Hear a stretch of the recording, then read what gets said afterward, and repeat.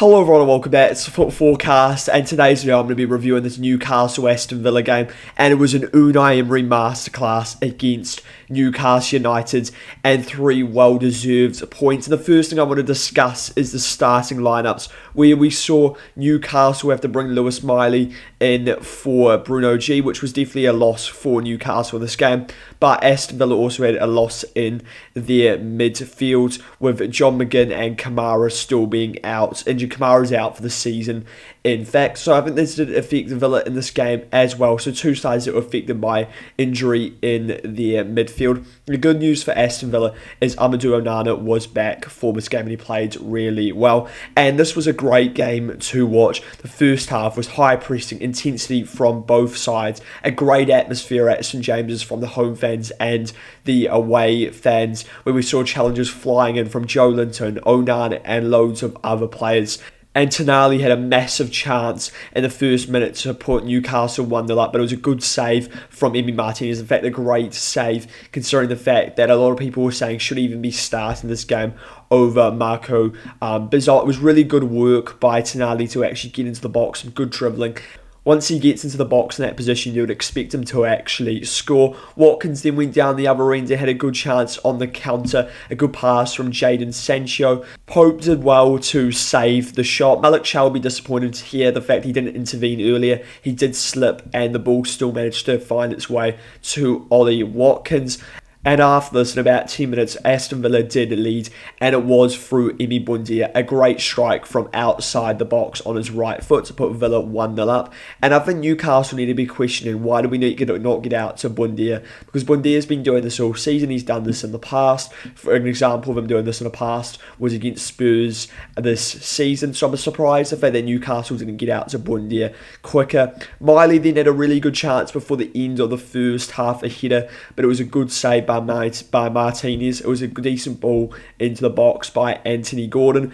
In the first half, I felt Villa were the better side, offering a real threat on the counter-attack. Newcastle just couldn't get the ball into Yohan Wissa in that first half. They lacked quality trying to get it into him.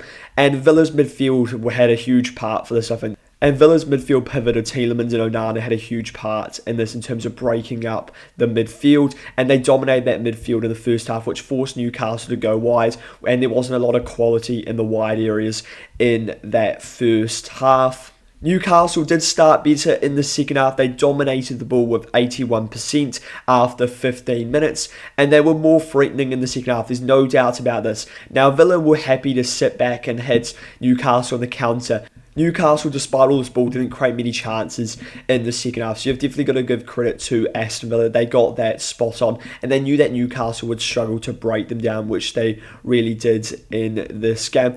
The biggest chance that Newcastle had in this half came after about 10 minutes, where it was Trippier down the right-hand side. It was a good ball in from Kieran Trippier. Barnes couldn't quite get there to apply the finish, and it fell to Gordon at the back post, but he spooned it over the net. And that was probably Newcastle's biggest chance they had in the whole of the second half. And I don't think Newcastle's chances of breaking down Aston Villa were helped with the changes that Hal made. Voltemata, I didn't mind. Voltemata's good at linking up play. He can drop in and he could help when you're trying to break down a low block.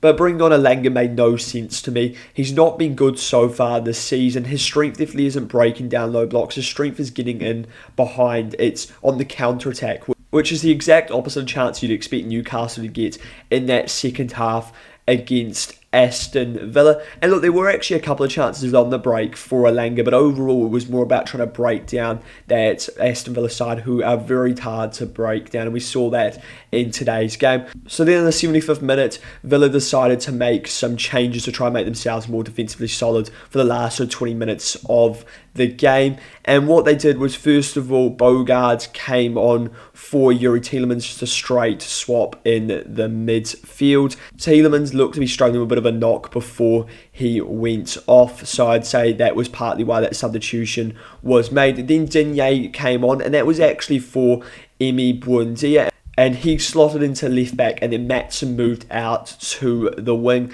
Another good change from Unai Emery. Digne is a better defensive fullback than Maatsen is, and then Maatsen can offer you some pace on the break, as well as a player that can work hard and get back defensively, and he's more defensive minded than the other wingers that Villa were using in Emi Buendia at the time. And then the final swap was just a straight swap, Pau Torres for Tyrone Mings. And Mings has been playing well for Villa recently. He was excellent against Fenerbahce. So overall, I thought those were some good changes from Unai Emery. And I think Unai Emery was also just trying to change the game a bit because Newcastle were winning a lot of those second balls and they were starting to look like a side that may eventually be able to break down the Villa team. Villa then had another chance through Ollie Watkins on the break. Despite Newcastle having all the ball, they actually still never created something significant to really talk about in this period of time. And the next chance was actually for Watkins. It was a decent strike from outside the box. Not too challenging of a save for Nick Pope, and he forced a corner. But from the second phase of the corner, Watkins managed to put Villa 2-0 up. It was a great ball from Digne into the back post. Watkins was unmarked. Poor defending from Newcastle. It was actually a good run, though, for Watkins, to give credit to him. And it was a simple header pass, Nick Pope. And that confirmed the win for Aston Villa. A deserved win for Aston Villa. And then Emery made one more change, which to bring Onana off for Lindelof, go to a 5 at the back. But also Onana's just come back from injury, so he probably didn't want to risk him for another 10 minutes of the game. I would say a convincing win for Aston Villa over Newcastle, and it looked like at points Newcastle may find a way to get themselves back into this game, but I was never thinking that was actually going to happen, and that is because of how good of a manager Unai Emery is. And I rate Eddie Howe as a manager, but he's been taught a lesson in today's game. And I think something that Villa recognised was how important the first goal was going to be in this game. I think Emery was confident that they'd be able to sit in and defend against Newcastle in the second half if they had a 1-0 lead, and that's exactly what they got. And I think Newcastle probably thought the exact same thing. If Newcastle were leading 1-0 in that game, it was going to be very difficult for Villa to break them down, because Newcastle are a very difficult side to break down in a low block. I would say Villa are better at that. And as well as that, Newcastle were actually not very good at breaking down low blocks, and that was shown in today's game. And I think they mucked up in the summer with some of the transfer business. For example, Elanga and Ramsey, for a combined, I think it was about £18 million.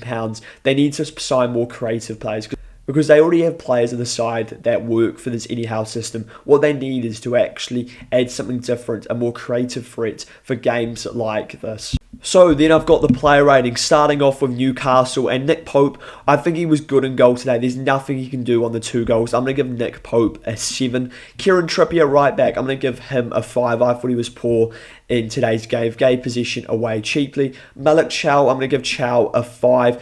He was lucky to get away with an error in the first half, and Watkins should have actually probably scored that goal. Apart from that, he was alright in today's game, so I think a 5 is a fair rating. Botman, I'm also going to give a 5. Pretty similar to Chow, made one mistake. This one that cost a goal, and that was Emi Bundia's opening goal. He has to close him down quicker. Then we've got Lewis Hall, Newcastle's standout player, especially in that second half, and he's been doing this week in, week out for Newcastle recently. I'm going to give Lewis Hall a 7.5. Then we've got Sandro Tonali. I'm going to give Tonali a 6. Just an alright performance from him, but not quite up to the standard that we expect from Tonali. You usually get a higher rating from a player like that. Then we've got Miley, a decent performance in for Bruno G. I'm going to give him a 6. And Joe Linton, I'm going to give another 6. Had to go off with an injury. It was a very normal Joe Linton performance in today's game. Harvey Barnes, I'm going to give Harvey Barnes a 5. Anthony Gordon, I'm also going to give a 5. And Wissa, I'm going to give a 5. Overall, the attack wasn't good enough in today's game. I don't want to criticise Wissa any more than Gordon and Barnes today, because the lack of creativity for him was a real problem in today's game. In terms of the bench, Jacob Ramsey, I thought he was alright in today's game. I'm going to give him a 6. Voltemada as well, I didn't think he was too bad. I'm going to give him a 6. And Ante Elanga, I'm going to give Elanga a 5. He's just not the player you need when you're trying to break down a low block. He's good when you're sort of leading 1-0 when there's chances on the counter-attack. He wouldn't have been the worst player to start with. But in that sort of situation, that was the worst time for Elanga to enter the pitch. In terms of Eddie Howe, I'm going to give Eddie Howe a 4.5. I think he got tactically outclassed by Unai Emery in today's game. And he, as I've already said, I think he made a mistake with that Elanga substitution. So then we've got the Villa player ratings. Starting off with Emi Martinez, I'm giving him an 8. He was excellent in goal today. Someone I've been critical recently as well. And I was actually saying I think Bizoc starts over him. He proved me wrong today, and he was outstanding. and he set the standard with that great save off the Tonali shot early on. Matty Cash, good performance from Cash. I'm giving him a 7, as well as Conser. Pau Torres, I'm going to give a 6.5, and Matson a 6.5. It was a very good performance from that Villa defence overall, and they kept Newcastle quiet and they kept a clean sheet. Then Yuri Tielemans and Onana, I'm giving them both 8s. They were outstanding in that midfield. They won that midfield battle in the first half. They forced Newcastle to go wide, and it resulted in not a lot of creativity and not a lot of end products, and Wissa basically being shut out of the game. Then we've got Sancho. I'm going to give Sancho a 6.5. He wasn't as good in this game as he was against Fenerbahce, but he was still played well in today's game. Emi Buendia, I'm going to give Buendia an 8. Excellent goal to give Villa the 1-0 lead, and overall he played well. Then we've got Morgan Rogers, and it was a good performance from Rogers. I'm going to give Morgan Rogers a 7.5. Then we've got Ollie Watkins. I think he'll be disappointed by the fact he didn't score early on, but he did score right at the end to confirm the Villa win. So for that reason, I'm giving Ollie Watkins a 7.5. Then we've got the bench, and in terms of some notable performances, Bailey was good actually, offered a threat in behind Newcastle on the counter-attack. I'm going to give him a 6.5. Digne was also good, put the cross in for the Watkins goal. I'm going to give Digne a 7. And then we're on to Unai Emery, and I'm giving Unai Emery a 9. I think he got it absolutely spot on today. And as I said, I think he tactically outclassed Eddie Howe. Every decision he made in today's game worked, and you've got to give massive credit to the manager for that. So what does this mean for these two sides going forward?